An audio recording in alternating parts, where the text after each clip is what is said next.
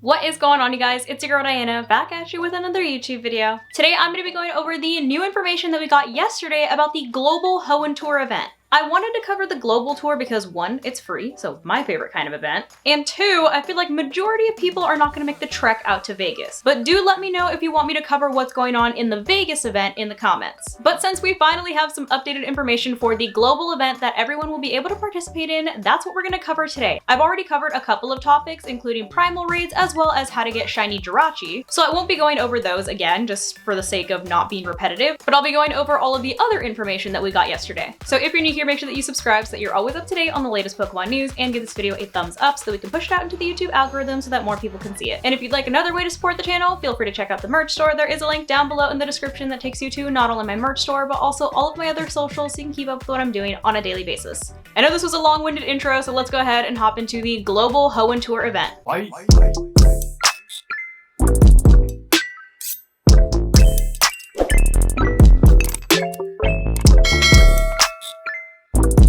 So as a refresher, the Global Hoenn Tour will be occurring on Saturday, February 25th and Sunday, February 26th from 10 a.m. to 6 p.m. local time. So far, we've already covered the Chasing Legends special research, which we don't know what the actual research tasks are, but we do know that they are connected with Groudon and Kyogre, and we've also already covered the Master Research and how to get shiny Jirachi. But something that was recently added is that there will be a Ruby and Sapphire challenge, where you'll get to pick a team, either Ruby or Sapphire, and that'll affect what Pokemon you're able to encounter in game. Each hour you'll get updated special research tasks for you to complete, and depending on which of the two teams completes more special research tasks, you'll either see an increase in Primal Kyogre raids for the Sapphire team, or Primal Groudon raids for the Ruby team, as well as an increased chance of encountering wild Pokemon. And those additional wild Pokemon are the following depending on the team. If the Sapphire team wins, there'll be an increased chance of encountering Minun, Illumise, Wailmer, Lunatone, and Rainiform Castform, all of which can be shiny. And if the Ruby team wins, there'll be an increased chance of encountering Plusle, Volbeat, Trapinch, Solrock, and Sunnyform Castform, all of which can be shiny as well. And depending on which team you choose, it looks like we'll be getting some kind of snapshot bonus, where if you take a snapshot of Latios and you're on the Sapphire team, or Latios and you're on the Ruby team, you'll get another chance of encountering them in the wild. On top of those challenge wild encounters, we also have normal wild encounters that will be separated into habitats. In the Blistering Sands habitat, you'll be able to encounter Torchic, Poochyena, Lotad, Nincada, Makuhita, Nosepass, Aeron, Cacnea, Numel, Baltoy, and Bagon.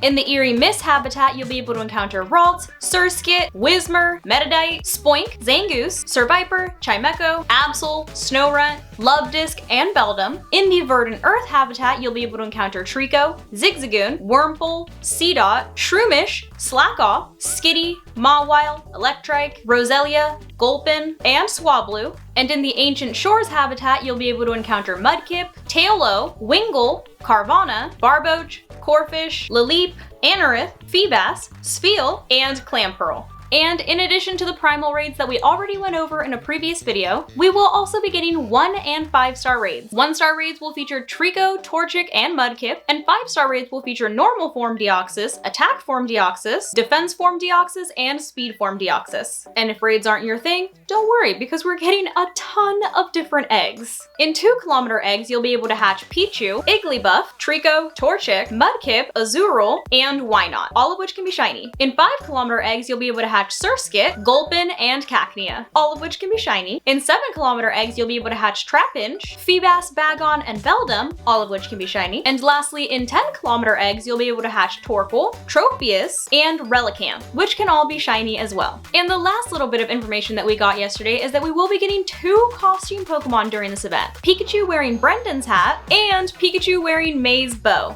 both of which can be shiny. But that is all of the new info that we have on the Global Hoenn Tour event. Hopefully soon we find out what the actual field research is for this event. But until then, hopefully you found this video helpful, and as always, thank you so much for watching, and I'll see you in the next one. Love you guys. Bye!